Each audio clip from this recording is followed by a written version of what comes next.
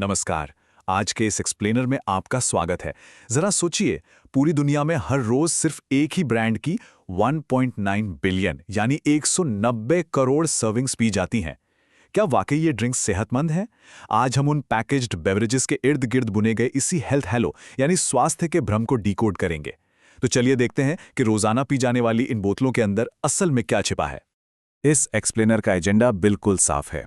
हम सबसे पहले ग्लोबल शुगर शॉक को समझेंगे, फिर सॉफ्ट ड्रिंक्स के रसायनों पर बात करेंगे, उसके बाद पैकेज फ्रूट जूस के इतिहास और उससे जुड़े एक बड़े धोखे से पर्दा उठाएंगे, और आखिर में मार्केटिंग के दावों की असलियत देखते हुए जानेंगे कि हमारे पास असली हेल्दी विकल्प क्या हैं। तो शुरुआत करते हैं हमारे पहले भाग से, द ग्लोबल शुगर शॉक। अब देखिए, अक्सर असली समस्या हमारी आंखों के ठीक सामने होती है और हम उसे इग्नोर कर देते हैं। एक नॉर्मल सी 600 मिलीलीटर की सोडा बॉटल को ही ले लीजिए। क्या आपको अंदाजा है कि इसके अंदर कितनी चीनी होती है? पूरे 82.8 ग्राम्स, यानी अगर आधा ग्लास कच्ची चीनी एक बार में खा ली जाए तो वो बिल्कुल इसके बराबर है। कोई ऐसे ही आधा ग्लास चीनी तो नहीं खाएगा ना, लेकिन एक बॉटल के जरिए ये मीठा जहर आसानी से शरीर में जा रहा है। अमेरिकन हार्ट एसोसिएशन का तो साफ कहना है कि इंसानी शरीर को ऊपर से मिलाई गई यानी एडेड शुगर की कोई खास जरूरत होती ही नहीं है। फिर भी एक अधिकतम लिमिट तय की गई है। आदमियों के लिए दिन भर में 36 ग्राम और औरतों के लिए 25 ग्राम। और याद कीजिए, अभी हमने देखा कि उस एक बोतल में ही 82 ग्राम से ज्यादा चीनी है। रोज रोज इतनी भारी मात्रा में चीनी का सेवन करने का सीधा सा मतलब है आगे चलकर टाइप 2 डायबिटीज, किडनी फेलियर और हार्ट अटैक जैसी गंभीर बीमारियों को खोला न्योता देना। अब बढ़ते हैं हमारे दूसरे भाग की तरफ, जहां हम इन सॉफ्ट ड्रिंक्स की बनावट और इनमें मौजूद रसायनों की बात करेंगे। सवाल ये है कि चीनी के अलावा आखिर इनमें और क्या-क्या मिलाया जाता है। कुछ लोग मजाक में सॉफ्ट ड्रिंक्स को टॉयलेट क्लीनर तक कह देते हैं। खैर, ये बात पूरी तरह सच तो नहीं है, क्योंकि इनमें इस्तेमाल होने वाले एसिड काफी हल्के होते हैं। लेकिन इसका मतलब ये बिल्कुल नहीं है कि ये पीने के लिए सुरक्षित हैं। असली केमिकल कॉकटेल तो कुछ और ही है, जैसे कैरेमल कलर, E110, E211 और फॉस्फोरिक एसिड। ये कुछ ऐसे केमिकल कोड्स हैं जो असल में एक सोडा का पूरा डीएनए बनाते हैं। आपने ध्यान दिया होगा कि पॉपुलर कोला ड्रिंक्स का रंग बड़ा ही गहरा भूरा या काला सा होता है। ये रंग कैरामल से आता है। जब चीनी को अमोनिया और सल्फाइड्स के साथ गर्म किया जाता है तो 4-MI नाम का एक बाई प्रोडक्ट बनता है। हैरान करने वाली बात यह है कि कैलिफोर्निया में इसे एक कार्सिनोजेन यानी कैंसर पैदा करने वाले तत्व की लिस्ट में रखा गया है। वहां के कड़े कानूनों की वजह से कई कंपनियों को अपना फॉर्मूला तक बदलना पड़ा था। लेकिन दुनिया के बाकी हिस्सों में वहां ये आज भी धड़ल्ले से उसी पुराने फॉर्मूले के साथ बेचा जा रहा है। और वो जो कुछ ड्रिंक्स में एकदम चमकीला सा नारंगी रंग दिखता है ना, वो E100 नाम के केमिकल से आता है, जिसे सनसेट येलो FCF भी कहते हैं।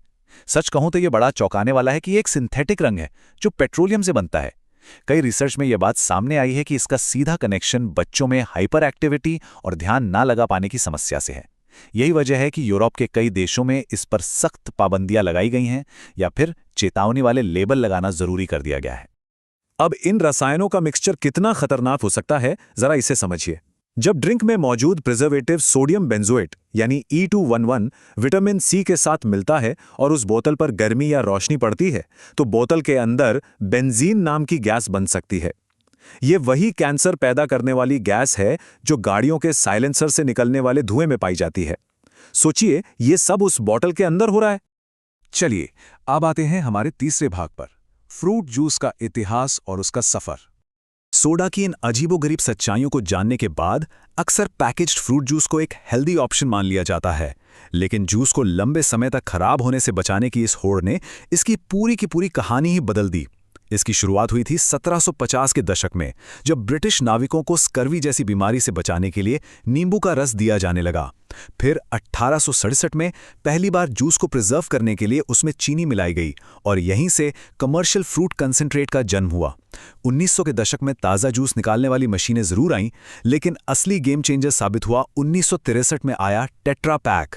इससे जूस को महीनों तक स्टोर करना तो आसान हो गया, लेकिन इस पूरी प्रोसेस में जूस के जो असली पोषक तत्व थे वो लगभग पूरी तरह से खत्म ही हो गए। और यहीं से शुरुआत होती है हमारे चौथे भाग की, फ्रूट जूस के नाम पर होने वाला धोखा। आजकल बाजार में डिब्बों में जो जूस मिलता है वो ज्यादातर असल में फ्रूट जूस कॉन्सेंट्रेट होता है। होता यह है कि ताज़े जूस में से पानी को भाप बनाकर उड़ा दिया जाता है, जिससे बस एक बहुत ही गाढ़ा सा सिरप बचता है। ऐसा इसलिए करते हैं ताकि ये लंबे समय तक खराब ना हो और ट्रांसपोर्ट का खर्च बच जाए। फिर बाद में इसे वापस पीने लायक बनाने के लिए इसी सिरप में खूब सारा पानी, नकली स्वाद और ढेर सारी चीनी मिला दी जाती है। सच तो ये है कि कई बार इन पैकेट्स में असली जूस का कॉन्सेंट्रेट सिर्फ 10% ही होता है। अगर आप इन पैकेट्स की न्यूट्रिशनल वैल्यू देखेंगे तो सच में चौंक जाएंगे। देखिए, 100 मिलीलीटर सॉफ्ट ड्रिंक में लगभग 10 से 13 ग्राम चीनी होती है, और वहीं दूसरी तरफ 100 मिलीलीटर पैकेज्ड फ्रूट जूस, जिसे हम सेहतमंद मानकर पी रहे हैं, उसमें लगभग 13.5 ग्राम चीनी होती है। जी हाँ, आपने बिल्कुल सही सुना।